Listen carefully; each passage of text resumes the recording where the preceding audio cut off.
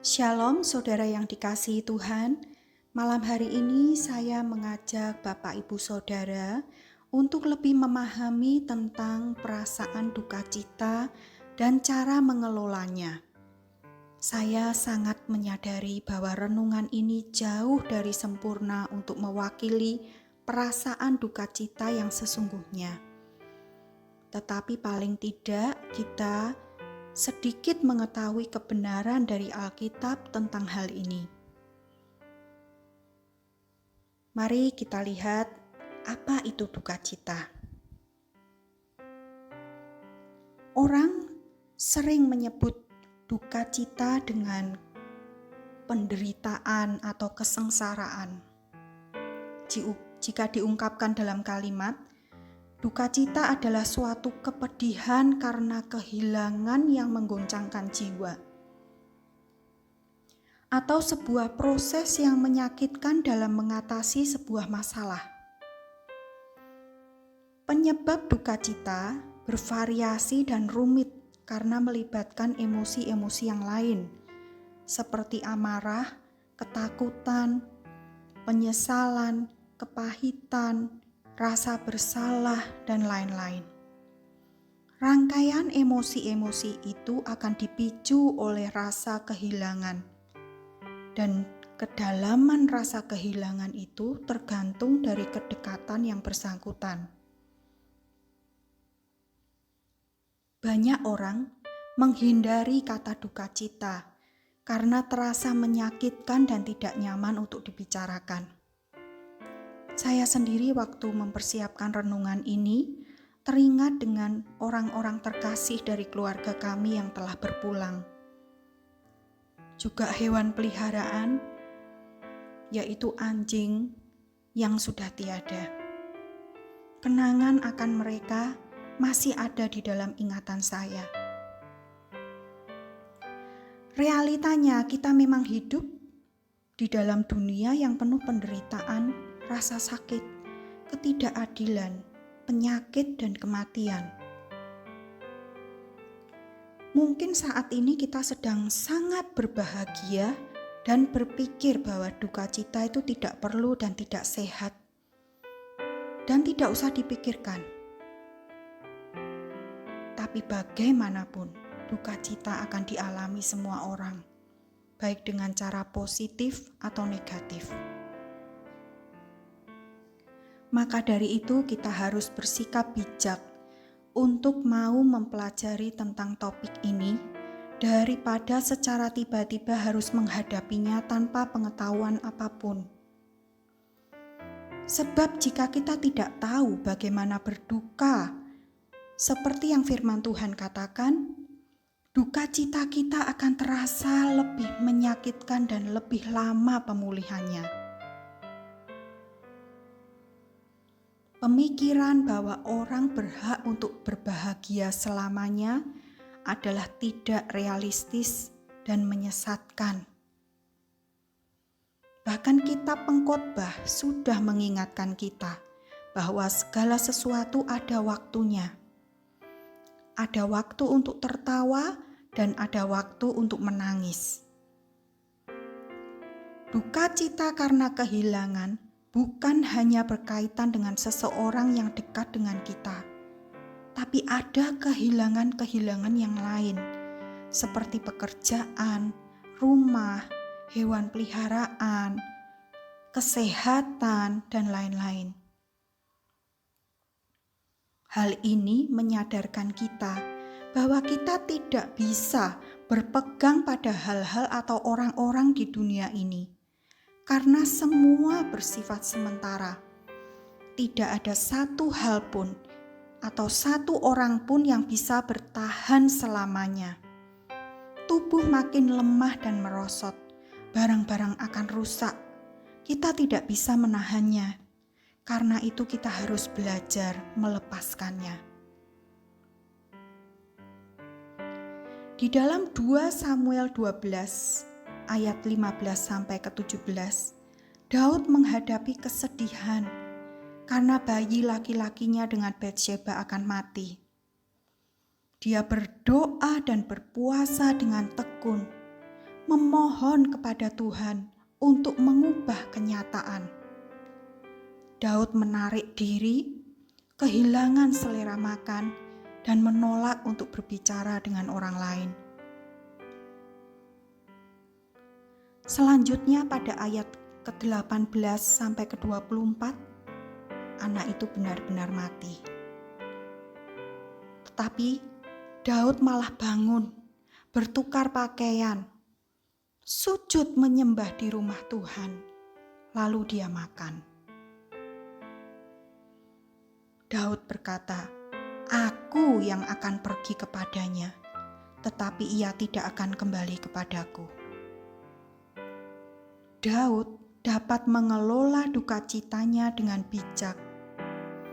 Penyerahan hidupnya yang total kepada Tuhan membuatnya mengerti kedaulatan Tuhan melampaui kenyataan yang dia hadapi. Dia bahkan berkata di dalam Mazmur 116 ayat 15, "Berharga di mata Tuhan kematian semua orang yang dikasihinya." Tidak ada seorang pun yang benar-benar siap kehilangan. Ada orang yang protes dengan Tuhan. Kenapa kejadiannya begitu mendadak? Seharusnya sakit dulu beberapa waktu, atau seharusnya ada saatnya untuk perpisahan. Maka hatiku akan siap, Tuhan. Tapi kenyataannya tidak demikian. Tidak pernah ada yang siap. Kalaupun ada yang rela, di hati tetap ada kesedihan dan kehilangan. Tetapi ingat, Tuhan tahu semua yang kita alami. Mazmur 56 ayat 8 berkata, "Sengsaraku engkaulah yang menghitung-hitung, air mataku kau taruh ke dalam kirbatmu." Dalam Injil Yohanes, ketika Yesus ada di makam Lazarus, dia tidak mengucapkan kata-kata penghiburan, "Jangan khawatir, berbahagialah kamu." Tidak. Waktu itu, Yesus bisa saja tertawa karena dia tahu apa yang akan dia lakukan. Dalam beberapa menit ke depan dia akan membangkitkan Lazarus dan mengembalikannya kepada keluarganya. Tetapi Yohanes 11 ayat 35 mencatat, Yesus menangis. Tuhan Yesus turut merasakan sakitnya kehilangan dari Marta dan Maria. Ada duka cita yang lain, yaitu pertobatan dari dosa. Dalam 2 Korintus 7 ayat 10 dikatakan, "Sebab duka cita menurut kehendak Allah menghasilkan pertobatan yang membawa keselamatan dan yang tidak akan disesalkan. Tetapi duka cita dari dunia ini menghasilkan kematian." Duka cita yang dari dunia ini seringkali tidak lebih daripada ketidakpuasan atau hilangnya hal-hal yang duniawi. Ketidaksenangan akan sesuatu, ketakutan, atau bahkan kasihan diri sendiri. Tapi duka cita menurut kehendak Allah adalah pertobatan dari dosa dan pelanggaran kita. Duka cita ini membuat kita berkomitmen ulang kepada Tuhan dan berubah menjadi lebih baik. Kita tidak bisa benar-benar bertobat tanpa merasakan duka cita karena dosa-dosa kita.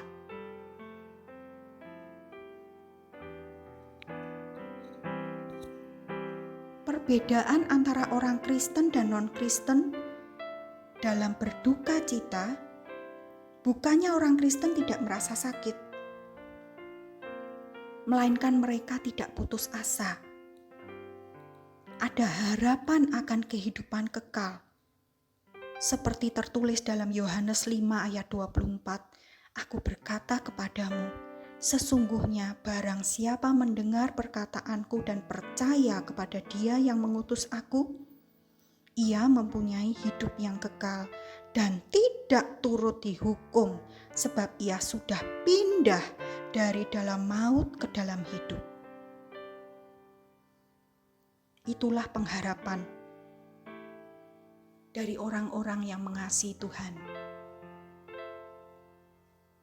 Di dalam Matius 26 ayat 36 sampai 46 di Taman Getsemani, Yesus sampai berpeluh darah dan sangat sedih karena akan kehilangan persekutuan dengan Bapa di surga.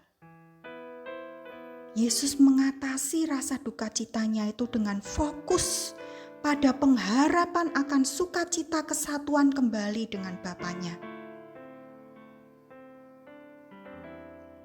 Di dalam Mazmur 23 ayat 4 Daud berkata, sekalipun aku berjalan dalam lembah kekelaman, aku tidak takut bahaya, sebab Engkau besertaku, gadamu dan tongkatmu itulah yang menghibur aku. Daud tidak menyangkali realita penderitaannya, tetapi dia mengatasi dengan cara mengingat penyertaan Tuhan. Dalam kitab Roma 8 ayat 35 dan 37 dikatakan,